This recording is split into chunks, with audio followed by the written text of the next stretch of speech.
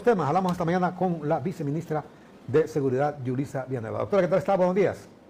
Muy buenos días, licenciado Armando. Un gusto poder compartir con usted esta mañana temas de interés, como lo son los relacionados con la seguridad ciudadana, ese derecho imperioso solicitado por la ciudadanía hondureña, que necesita realmente ser de una vez solucionado, porque el vamos bien no está generando esas respuestas y es una preocupación para todos y sobre todo también para aquellos que están involucrados en situaciones tan difíciles como lo es la violencia. Hay algunos grupos vulnerables que hemos visto, mujeres, niños, transportistas, pero hoy en cada lugar del país se escucha un clamor popular buscando una solución ecuánime, que tenga sentido y eficiente alrededor de esto. Es entonces sobre el que dirige esta política de seguridad ciudadana, que es el ministro en quien recae esta situación. Nosotros pues hemos venido diciendo, somos veedores.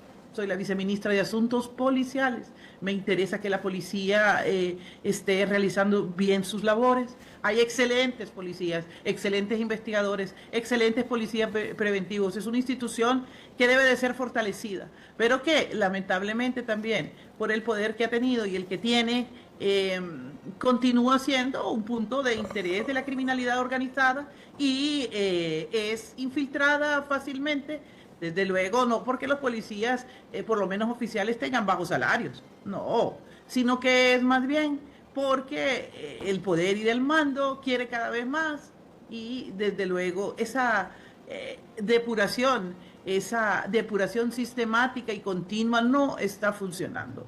Lo vimos ahora mismo. ¿Qué pasó con los procesos pasados? La intención fue buena, pero ¿qué pasó con los procesos legales y jurídicos, licenciado? Que bueno, hay algunos que ya se están quejando que 40 millones han gastado, que los trataron mal, etcétera. Es que los procesos tienen que ser procesos limpios, procesos acordes también a la administración legal de los derechos de las personas. Pero estas mafias, que ya se llaman mafias, infiltraron la policía y continúan vigentes, y eso es lo que estamos observando y es lo que a mí me preocupa. Correcto. En realidad, porque licenciado, allí si los casos de ustedes, de hay unos casos que ustedes miren, este señor solo me recuerda algo. Correcto. Se lo voy a comentar así. Me recuerdan otros casos de personas secuestradas Sí. de mayor o menor poder adquisitivo, que las raptan, los torturan y después los queman. Ya estamos peor que México. Correcto. Ya vamos a entrar, doctora. Unos sistemas muy difíciles. Ya vamos a hablar de estos temas en específico. Antes solo le consulto. Yo entiendo que usted no está saliendo, que hoy precisamente estamos en esta entrevista vía Zoom, porque estoy de seguridad. ¿Usted sigue siendo amenazada? ¿Sigue temiendo usted por su vida? Claro, claro que sí. Alguien pensará, bueno, la doctora sí denuncia, etcétera, sí, pero también ya lo he denunciado recientemente en otros Twitter, donde he dicho que cómo es posible que en Honduras nosotros firmamos, y le mandé una carta a la ministra de la Mujer, donde le digo, nosotros representamos a Honduras y fuimos a Ginebra, hombre, a representar la CEDAW, donde Honduras firmó estos tratados internacionales que van en contra de cualquier forma de discriminación contra la mujer. Y qué casualidad que esta viceministra, que fue también allá y acompañó esa delegación, ha venido denunciando desde adentro, pero esto ha sido sistemático. Yo he venido buscando soluciones poco a poco, pero no han habido. Primero llegando desde la discriminación, las intimidaciones, el marginamiento, el boicot y obstrucción contra nuestro trabajo, y terminando después con amenazas. Eso no se lo voy a tolerar a nadie. No voy a tolerar que nadie me amenace por hacer mi trabajo. Y en ese sentido, las investigaciones ya tienen que estar bien avanzadas en el Ministerio Público, y se debe de reconocer ahí claramente quiénes son las personas que han, en asociación con otros grupos criminales, buscado callarme. Y desde luego están allí y el Ministerio Público lo conoce, todo después de las 46 fallecidas, las 46 personas que privadas de libertad murieron injustamente, porque que tengan antecedentes delictivos, ninguna mujer, en este caso, que estaba bajo custodia debió haber muerto, ellas deben de pagar sus penas allí en la cárcel, pero no haber sido cruelmente asesinadas, y que ahora me van a decir que solo 4, que son 8 las que provocaron esa situación, cuando no fue así. Aquí hay un complot, aquí hay una conspiración, aquí hay de nuevo en la administración de la policía de las cárceles una situación que generó esto. Eso es lo que estamos esperando. Ya hubo el primer fallo de parte de la Corte, de jueces valientes también que hicieron su trabajo, pero que ellos mismos dicen, bueno, aquí falta. Ahí se ven los videos, cómo caminan los mismos policías penitenciarios en medio de cuando las mujeres se atacaban unas con otras. ¿Qué está pasando? ¿Cómo pasaron esas armas, esas municiones descaradamente en sacos de arroz? Eso lo he leído recientemente y lo sabemos. Sabemos cuánto valía cada arma. En 2 meses que pude estar ahí, pude darme cuenta de un sinnúmero de actuaciones irregulares que solo están ligados a motines grandes de dinero y de prebendas para la criminalidad. Entonces, si eso está sucediendo allí y eso continuó viéndose, porque boicotearon el trabajo allá y ahora continuaron acá, los mismos aquellos que habían boicoteado en la cárcel.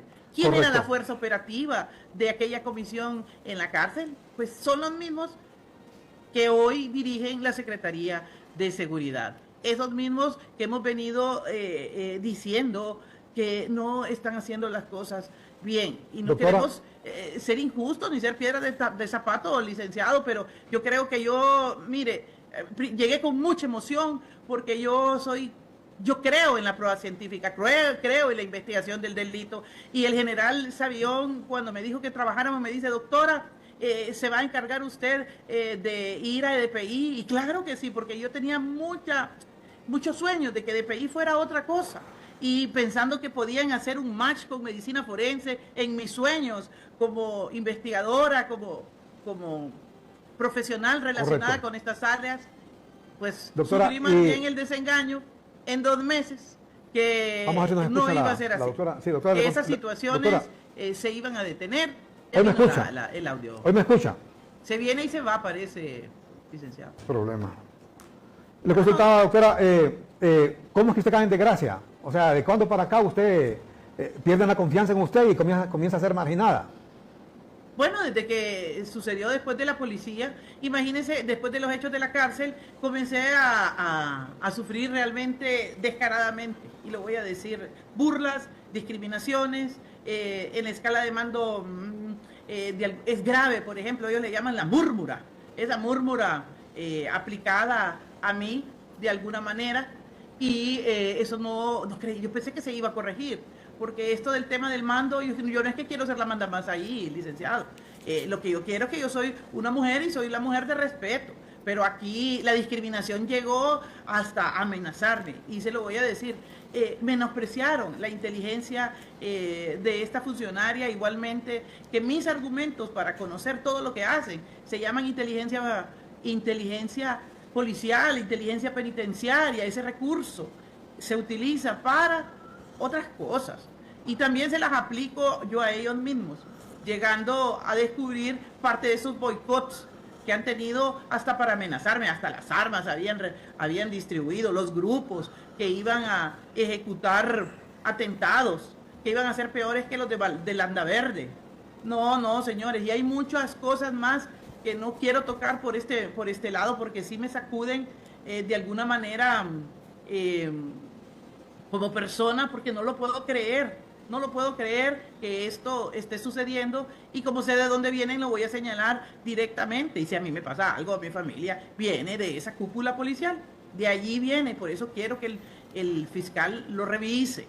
Se atrevieron a mucho, a demasiado, y yo creí que lo había vivido todo con la administración Chinchilla Cibrián, pero esto es peor que eso, porque aquí hay una corporación armada vertical que tiene muchos más recursos e influencias, donde una sola persona pues está tratando de hacer el trabajo que le encomendó la presidenta, ese trabajo de veeduría, ese trabajo. A mí no me dijeron nunca, mira, Yulisa, anda y plegate con los corruptos, hace esto, déjales pasar que los huevos valgan 160 lempiras el cartón cuando los producen a 80. A mí no me dijeron cuando yo fui a trabajar a la secretaría que permitiera que a las mujeres, muchas que están ahí, pues también las abusaran dentro del ITP o el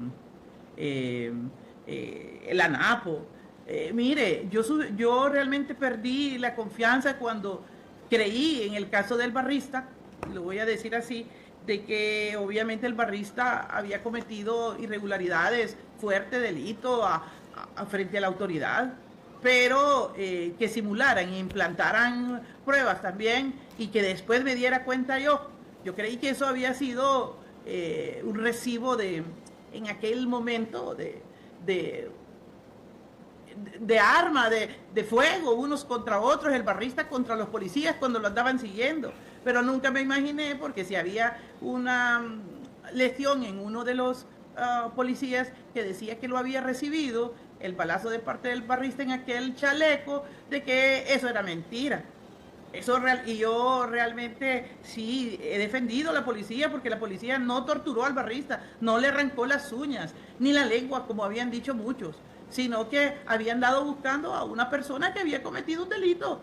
Pero las estrategias no son tampoco implantar situaciones irregulares a la población hondureña. Por eso son las críticas también del CONADE cuando dice más de 700 denuncias en el estado de excepción. No es que no se le quieran dar herramientas a la policía, pero se tiene que entender que somos un país que los derechos de las personas deben de respetarse. Ahí este hombre, mi susto fue cuando vi de parte de la policía, de parte del Ministerio Público, requerimientos contra nuestros propios policías. Y yo decía, ¿pero por qué? ¿Qué es lo que sucede? ¿Qué es lo que no me han dicho? Mandé una nota y no me la contestaron nunca, porque definitivamente los agentes ATIC hicieron investigaciones alrededor de algunos funcionarios y llegaron a la conclusión de que habían habido algunas implantaciones, en este caso, etcétera, que no estaban bien en los procedimientos que se habían utilizado. Entonces, si este joven había generado realmente un problema porque había golpeado, había atacado, había lesionado la figura femenina y desde luego se había portado de una manera que no era correcta contra la policía, también desde luego lo hubieran atrapado y hubiera estado en la cárcel lo que tenía que estar, pagando su pena y ya después hubiera salido libre. Correcto, correcto. Y ese es el... Me engañaron, me engañaron.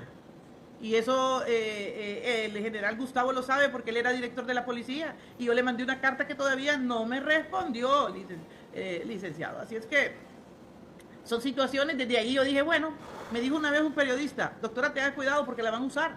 Claro, por eso estoy en contra de que la Policía Nacional y la Secretaría de Seguridad ande dando galardones, ande dando premios a gente que no lo merece, simplemente porque viene y dice, vamos a premiar a quién sé yo, todo, y usted lo va a ver en las tomas de ascensos y de mandos o actos importantes de la policía. Le vamos a dar este reconocimiento al presidente de la Corte, a la doctora Villanueva. Yo cuando llegué no tenía ni 2 meses y ya me estaban dando un grande reconocimiento. Y yo les dije, ¿por qué me reconocen si yo ni he empezado? A mí denme premios cuando yo llegue hasta el final, a ver si me lo van a querer dar ahorita. ¿Y qué pasó? Me dieron un premio y yo lo agradezco, pero también le dieron premio, por ejemplo, al juez que está ahorita privado de libertad, al juez Vallecillo y a otros. Y bueno, ¿por qué le dieron premio a ese juez que ahora hoy está francamente señalado? Así, no, yo creo que los premios no tienen que regalarse porque sí. Está bien que sean reconocidos los grandes hombres y mujeres policías que hacen trabajos enormes, que ponen y exponen su vida, porque hay gente valiosísima. A mí me lo han dicho, licenciado. Por favor, doctora, ayúdenos a depurar esta policía. Queremos que los malos salgan ya. Nosotros sabemos quiénes son los malos. ¿Y sabe cuál es la ventaja, licenciado? Que yo estoy ahí y toda la información fluye y llega a mí precisamente porque saben que yo soy una persona honesta, coherente, una persona que no se va a aliar con ninguno. de aquellos que esté haciendo las cosas mal. Correcto. Bueno, me consulto, porque es cierto, este caso dio mucho que hablar, por la manera en que Yulisa Villanueva salió a defender la teoría, la tesis que dio la policía, en este caso, del barrista de la España, Wilson Pérez, creo que era el nombre de él, que obviamente ameritaba un castigo por la manera en que él atacó vilmente y por la espalda a una funcionaria policial. Obviamente que nadie dijo que lo dejaran libre, pero para eso está el Estado, para aplicarle la ley a quien comete un delito. En este caso, pues debieron haberle aplicado la ley. ¿Pero qué pasó? Lo mataron. Y al final se vio descaradamente que fue toda una trama y burda, por cierto, de la policía, cómo mataron a este muchacho.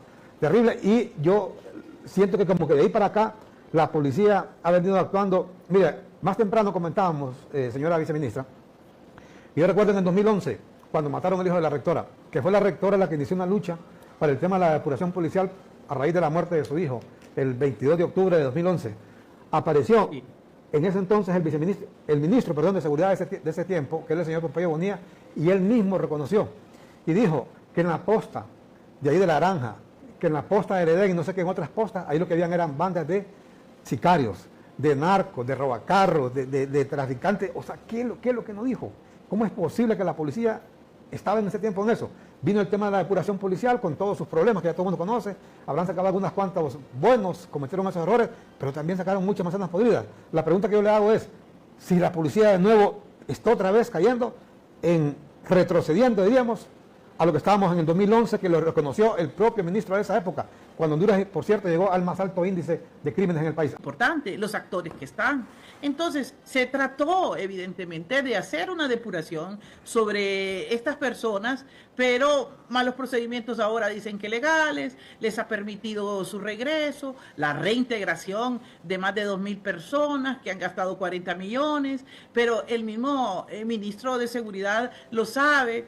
Muchos de ellos se escudaron en reposos falsos. Esos reposos amparados en certificaciones médicas falsas que venían y eran manipuladas. Desde luego hacían de que muchos de estas personas nunca tuvieran pero ni una tan sola mancha, cuando inspectoría o la gente que investigaba los delitos de la propia policía sabían que estaban llenos de actos irregulares.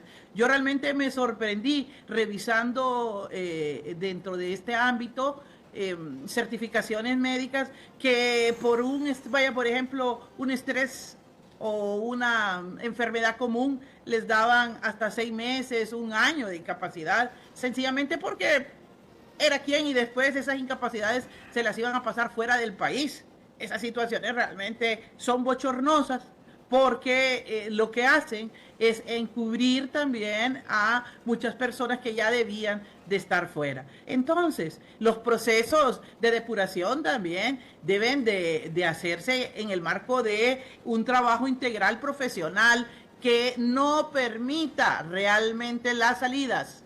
Y aquellas personas que están utilizando certificaciones médicas mentirosas y falsas, pues que esté el colegio médico, que forme una comisión, que esté ahí, que estén los forenses, que tanto sabemos. Y le digo, hay en medicina forense, por ejemplo, departamentos de la clínica forense, donde se analizan perfectamente las situaciones y ahí sabemos, por ejemplo, fácilmente cuando una persona está mintiendo o no. ¿A cuántos durante nuestra gestión paramos queriendo buscar en certificados médicos salidas amañadas, como lo hicieron o lo siguen utilizando en las penitenciarías del Estado, en las cárceles, donde estos argumentos también favorecieron a delincuentes? Y vea usted, por ejemplo, también hubieron hasta también forenses que se prestaron a esto y que estuvieron relacionados con procesos que los llevaron a la cárcel. Entonces, tanto forenses como médicos deben de entender de que debemos de contribuir también a que los trabajos profesionales no se presten. Entonces, correcto, en los momentos de depurar tenemos que utilizar todos los argumentos y los profesionales con mayor objetividad para que esto no falle. Y bueno, ocurrió, doctora, estoy en reposo, le decía el uno al otro. Ajá, ¿cómo va? Vos bien, ya me volvieron a dar otro mes, fíjate, ja. Y con esto me voy del país y me voy a pasear. Un día de esto le voy a presentar ese caso, licenciado, para que lo vea. Correcto. Y usted me va a decir, qué barbaridad, pero porque hay temas relacionados con medicina y secretos profesionales en relación a eso, me callo y no voy a seguir hablando. Correcto. Pero es vergonzoso lo que ahí ocurrió porque eso cae en delito. Y desde ahí, correcto. La persona que sabe que ha hecho eso, los mismos policías dicen, miren que se hizo el loco y ahora ya no es loco, sino que es el protagonista. Bueno, lo que sí es correcto es que, mire, el proceso de depuración, todo el mundo lo conoce, debe ser permanente. ¿Por qué? Porque el crimen, de manera permanente, está buscando infiltrar, y no solamente a la policía, también a jueces, a fiscales, eso es así. Aquí siempre hemos citado el caso muy conocido del exalcalde de Nueva York, Rudolph Giuliani, que en su momento, él, cuando fue alcalde, Nueva York era quizá la ciudad más violenta que había en Estados Unidos, y logró reducir la violencia sustancialmente, Rudolph Giuliani.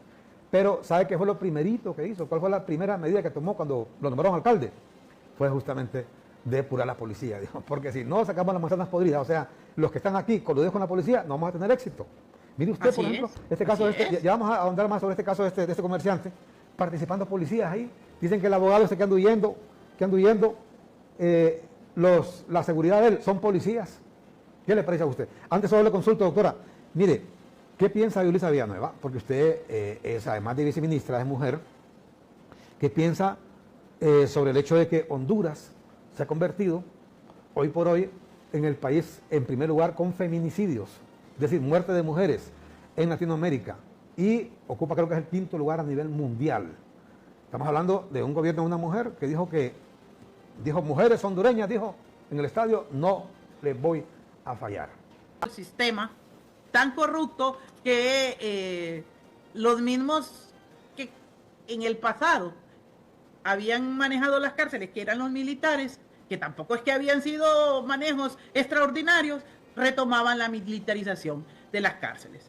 Entonces, el general se equivocó ahí, cuando creyó en ellos y le taladraron el piso y al final fracasó. Fracasó el proceso, ¿por qué? Porque él les permitió, de alguna manera. Él creyó en la operatividad de la policía, mientras él también estaba haciendo otras labores importantísimas de inteligencia alrededor de las extradiciones, de las estrategias de cómo debían de ir hacia la criminalidad organizada. Él me decía, doctora, las mafias son difíciles, pero las vamos a ir atracando poco a poco. Pero no, lo que nunca se imaginó era que había un grupo que le llevaba hambre a su cargo. La doctora Villanueva, por supuesto, y lo voy a decir, en las cárceles, cuando yo tomé ese mando que me fue designado por la presidenta, eso no les gustó a muchos. Muchos creyeron que ellos iban a hacer, inclusive recuerdo yo cómo habían hasta recomendaciones políticas para que ciertas personas fueran los directores del INP o de esa comisión. ¿Cuál era el interés? ¿Qué interés había allí? Después lo entendí. ¿Cuál era el interés? Son amplios botines de poder también, de dinero, de tráfico de influencias. Y era lo que estaba sucediendo. Entonces, si había sucedido, yo creo que yo le decía, cuando ya me nombraron a mí una mujer, y una mujer que iba a estar encima, y que yo no iba a permitir que me pasara lo mismo que al general en las cárceles, porque yo iba a estar allí 24/7, pendiente. Y no iba a confiarme de nada, porque así, por eso me caracterizo, por estar allí, incisiva, pendiente, con equipos. Y encontré entonces todas las irregularidades que empecé a plasmar y no permití que el director de la policía trabajara solo, ni en los directivos del INP. Ahí mismo fui cambiando personas, denunciando, etcétera. ¿Y sabe lo que me ha salvado? Más de 47, 48 intercambios de notas que se hicieron y se documentaron, donde también se le hizo saber a él las limitantes. Lamentablemente no ajustó el tiempo, nos hicieron esa gran crisis premeditada, esa crisis penitenciaria que fue terrible lo que sucedió. Yo realmente siento mucho dolor cuando recuerdo esa situación de muerte de las mujeres, sus familias, etcétera. No debieron haber ocurrido, pero allí mismo se había permitido y confabulado el facilitismo para que entraran todas esas situaciones, esas armas. Y bueno, se fue el general. ¿Pero por qué no se fue él? ¿Por qué no se fueron los demás?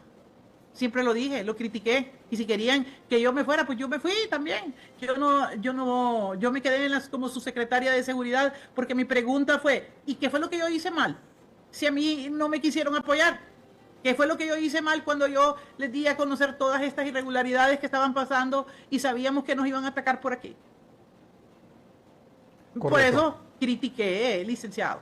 Critiqué que se quedara esta persona, porque esta persona más bien debía de ser investigada junto con otras. Pero bueno, yo no soy quien, respeto las decisiones a más alto nivel. También creo que se puede doctora, tomar, pero no importa que falten 10 meses. Correcto. O un día, que se tomen decisiones, sí, hombre, decisiones para la seguridad ciudadana. Y este es el caso, porque mire, ahí murieron 46 mujeres.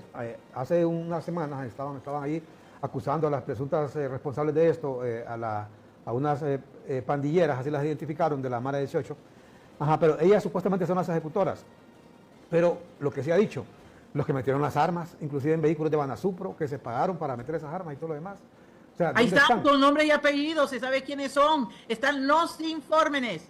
Están, ahí dice nombre fulano, mengano, etcétera, etcétera. Saben quiénes son. Y las investigaciones del Ministerio Público ya las tiene. Esperemos que trabaje esa fiscalía contra los funcionarios corruptos, que los busquen, porque allí están, inclusive, muchos por omisión, muchos sabiendo la información. Miren, callaron. Si yo sé que tengo un funcionario que está señalado, vengo y lo llamo, le vengo y lo presento en los canales que lo tengo que presentar. Pero como ahí todos, ¿sabe qué? Tienen cola. Como son carreras tan largas, siempre hay algo que hicieron en el pasado que los va amarrando. Esa es la cola que no le han encontrado a la doctora Villanueva, porque la doctora Villanueva no es corrupta, no está relacionada con esos actos. Soy una mujer profesional que ama por convicción su trabajo. Y mi trabajo que amo se llama medicina forense, lo adoro, la patología forense.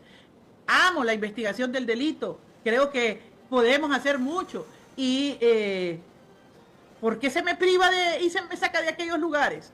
¿Por qué cuando íbamos arreglando el Servicio Forense Nacional, a pesar de tantas críticas, se me saca? Y ahora que llego aquí, vuelvo a pasar casi lo mismo o peor, porque ya le dije que aquí estoy frente a grupos y corporaciones cerradas, armadas, que en el pasado han dejado sus tentáculos, muchos que están ligados a la criminalidad organizada. En aquel momento eran oficiales, eran comisarios, hoy han ascendido, lo hemos dicho, pero tampoco les dio miedo escuchar el informe, les dio miedo saber qué es lo que había pasado allí. Pero bueno, tuve el valor para decírselos, porque que me ignoren y que ya no me inviten a los ascensos, que me quiten el personal, que me dejen sola, no importa. Correcto. No importa. Doctora, yo ¿y cómo, fui sistemáticamente en Vidapol denunciando. Correcto, como funcionaria, porque todavía es funcionaria, a pesar que usted misma ha denunciado que hasta le desmantelaron ahí su oficina y no le han asignado responsabilidades y todo lo demás. O sea, ¿qué piensa usted el hecho de que del Ministerio Público que no proceda contra ningún funcionario? En ese caso, no solamente de la masacre, sino en otros que tampoco ha operado el Ministerio Público. O sea, ¿para qué está entonces el Ministerio Público? Si en ese caso, por ejemplo, el director de la policía, vaya, por ejemplo, ve usted, vamos a hacer un parangón con lo que ha ocurrido con el señor Romeo Vázquez Velázquez. Romeo Vázquez Velázquez no estaba ahí cuando ocurrió la situación de este muchacho, Isis Obed, en el aeropuerto, el 5 de julio del 2009. Estaban ahí los soldados, obviamente, militares. Se acusa que fue un militar que disparó y que supuestamente mató a este muchacho, aunque el video demuestra que a él le disparaban por la espalda y él estaba de frente al aeropuerto, y científicamente hablando, si le hubiesen disparado con un fusil de los que usa el ejército, le hubiera deshecho la cabeza, y el muchacho se ve con su cabeza completa, herido, pero su cabeza completa. Pero bueno, acusan a Romeo Vázquez Velázquez, el Ministerio Público, el señor Joel Zelaya, porque él era el jefe de las Fuerzas Armadas en ese tiempo. ¿Acaso no es lo mismo entonces por qué no se acusa al señor Gustavo Sánchez? Si él era el director de la Policía Nacional, cuando esa masacre en Támara, ¿quién era el principal responsable de velar porque ahí no entraran armas, que no entraran proyectiles, que no entrara combustible, etcétera? No era el director de la policía. Lo que hace hoy justamente la Policía Militar de Orden Público, que sí, hay que decirlo, ha logrado retornar medianamente, diríamos, el orden a los centros penales. Bueno, yo creo que aquí tenemos que hacer un análisis objetivo de lo que ha sucedido. Imagínense que hasta me quisieron involucrar a mí, que yo me había llevado y que por mi culpa se había dejado de judicializar el caso de Isis Obed, que yo no era ni directora en el 2009, que fue hasta el 2017, 9, 10, 11, 12, 13, 14, 15, 16, 17, imagínense cuántos años habían pasado, y queriendo generar impunidad, decían ellos, la persona directora de medicina forense que era yo, que había extraviado o que me había robado, para que no se judicializara el caso, cuando no fue así. Realmente, aquí por eso le digo, no se debe de manipular la verdad, debe de generarse una serie de procedimientos adecuados a lo que es la sana crítica a la verdad. En este caso, por supuesto, de la muerte, no solo de Isis Obed en el 2009, también en el 2017 se documentaron más de 27 asesinatos, homicidios con bala militar, se documentaron. Pero claro que es preciso hacer procesos que tengan un sentido. Cuando el niño de Yarumela fue un niño que murió de 16 años a consecuencia de una bala militar que penetró en su pecho, y era una bala militar, pero en ese entonces pues, el niño de Yarumela generó una investigación, se exhumó el cuerpo, se encontró la bala, rápidamente se actuó y... yo creo que ahí no hay preso ningún general en ese caso del correcto, niño de Yarmela. pero autores han denunciado el tema de la inseguridad, por más que el ministro diga que vamos bien, las cifras hablan por sí solas, las estadísticas hablan por sí mismas. O sea, cuando se habla de que Honduras es el primer lugar en temas de feminicidios, de que aún cuando se haya reducido el número de homicidios en el país, seguimos siendo el primer lugar en Centroamérica, el segundo creo lugar en Latinoamérica. Entonces, es que yo no sé qué es lo que estamos celebrando, es que no tenemos que celebrar nada. Es que no nos tenemos que ni detener a estar celebrando cosas por pura política. Es que la gente quiere un cambio y el cambio lo quiere percibir en sus barrios, en sus colonias, en sus aldeas. Si nosotros comenzamos a hacer seguridad ciudadana desde lo pequeña, la pequeña célula, es decir, la aldea número 1, en las aldeas todo se sabe, en los barrios, en las ciudades, en las cabeceras. Entonces, no desmayemos. Pero claro, no se puede, porque hay que estar cacareando los huevos. ¿Los huevos para qué? ¿Para qué? Que perdemos el tiempo en eso. La gente quiere cambio y que los cambios ellos mismos los van a ir refiriendo. Yo creo que desde que no hay luz en un lugar, por ejemplo, si no hay luz en un lugar, hay que poner luz, hay que trabajar con la gente. Pero, perdónenme que la batería se me... pero no se hace así. Se utiliza como una herramienta para captar votos. No, los votos van a venir solos cuando la gente vea los cambios reales. A eso me refiero. Y si no, pues no promulguemos otra cosa. Declarémonos que hay que darle la oportunidad a otros. Pero Honduras está sembrada realmente en mucha inoperancia y en mucho clientelismo político. Y eso hay que quitarlo. Es una ofensa para las víctimas de la extorsión, para las víctimas de los asaltos, que el principal responsable de mantener la seguridad en el país salga sacando pecho porque no ha habido muertos en 24 horas. Pero los entierran. En lado ni dicen. Eso no es muerto. Yo una vez le demostré y le dije al ministro, no diga eso, no creo que... 0 homicidios en un día. No, ministro, usted no se dio cuenta, le dije yo, que a usted le dijeron que CEPOL le dijo que habían 0. Pero mire, vaya a ver, pregunte en la morgue de Ceiba, vaya a pregunte en la morgue de San Pedro, cuenten los muertos, mira, ya habían 4, eso nada más. Y unos que no se hicieron en Olancho y en Gracias a Dios. No, ministro, no diga eso, mejor cuando hablábamos, ¿verdad? Porque... Bueno, imagínese, mire este informe, dice masacre... No sé en realidad cómo va a terminar eso, pero... Mire este informe, masacre... Por lo tanto, yo sigo ahí, que no trabaja la señora, que a mí no me dan opciones. Fíjese que si soy invitada, si tengo que ir a darle seguimiento, por ejemplo, a los temas de la criminalidad organizada en Suiza, iba a pasear, no, yo nunca fui a pasear. Y yo, todo lo que traje microscopía electrónica, todo ese tema del búnker de salud, la que lo trajo al país fui yo llamé a Matthew, mire, que aquí hay una donación de un acelerador lineal, que la unidad de energía lo quiere dar y no tenemos hecho un búnker, por favor. Mire, No es posible que no tengamos microscopía electrónica en el país, por ejemplo. El microscopio electrónico, la ultraestructura para hacer la aplicación en los temas de medicina, como en los temas de investigación policial, forense, por ejemplo.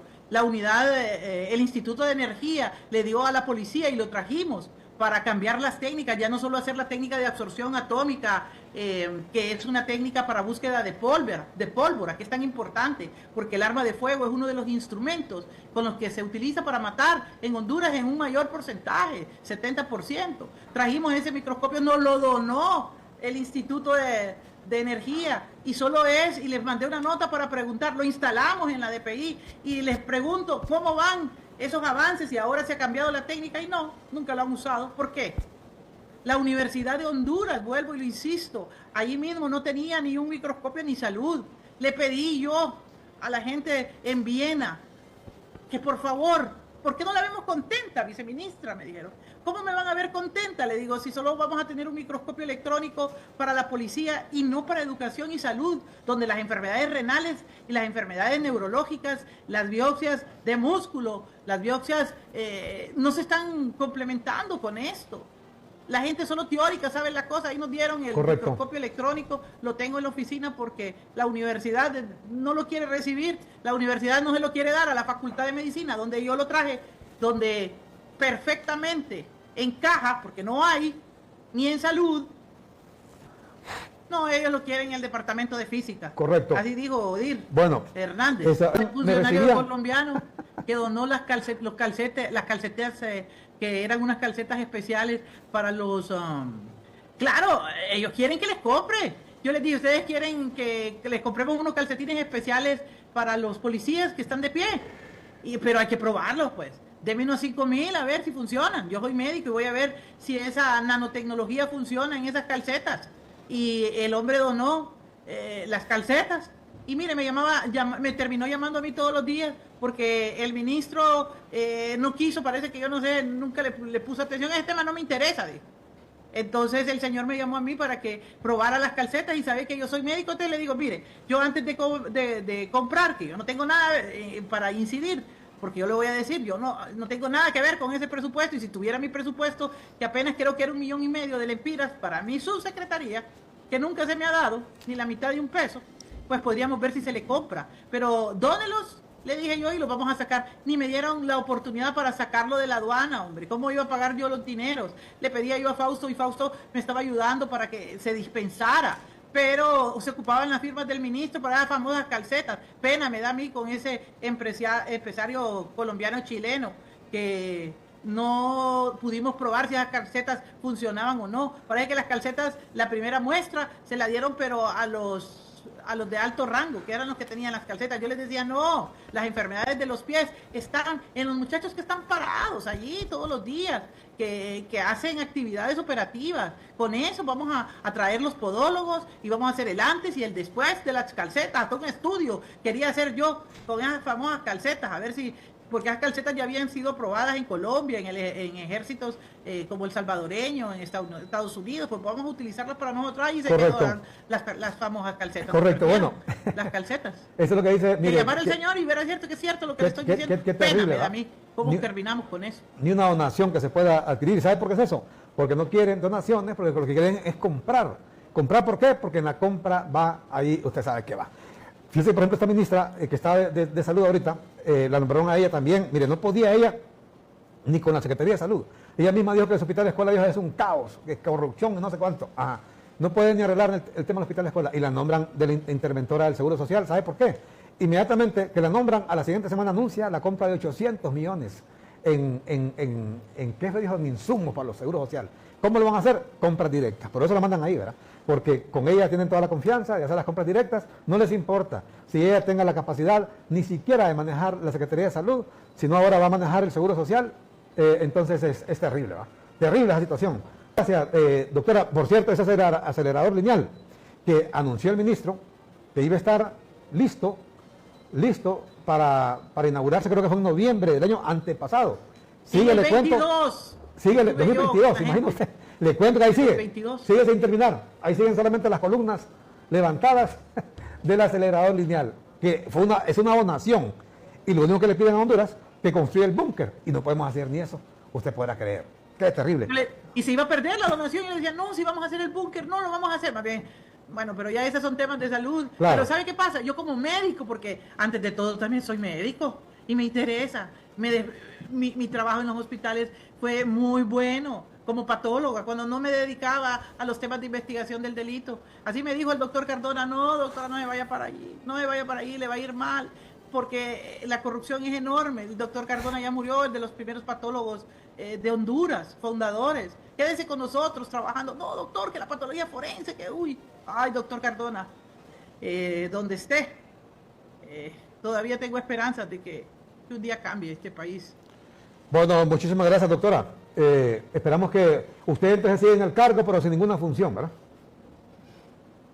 ¿Cómo dice? Para finalizar, sigue usted en el cargo como viceministra, pero no le designan ninguna función.